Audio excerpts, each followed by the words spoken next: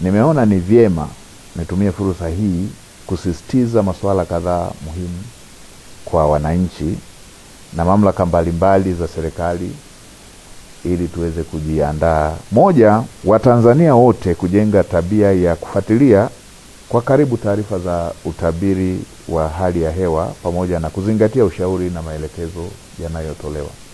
Waheshimiwa wakuu wa mikoa, mnakumbuka huwa inatokea tahadhari hizi zinatolewa, tunachelewa kuchukua hatua sote kama Watanzania, serikali, taasisi za serikali na wananchi wote kwa ujumla, na inakuja kutokea madhara kama ambavyo tumewahi kushuhudia, mafuriko ya udongo kule Manyara, ama mafuriko katika baadhi ya maeneo ya wananchi waliojenga kwenye mabonde. Kwa mara hii tunatahadharishwa kuhusu uhaba wa mvua, kwa mvua hazitakuja za kutosheleza na zitakuwa na mtawanyiko usioridhisha. Ninawakumbusha wakulima kujiandaa, kuwa tayari kuandaa mashamba kwa wakati na kutumia pembejeo ikiwemo mbegu na mbolea zinazoendana na hali ya hewa tuliyotahadharishwa.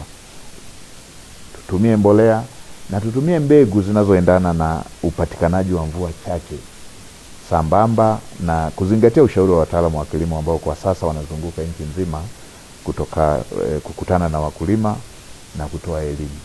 Pamoja na kuwa hakuna tishio la uhaba wa chakula kwa sasa, kama nchi tuna akiba ya ziada, tuna chakula cha kujitosheleza, tuna hifadhi ya chakula ya kutosha kama nchi.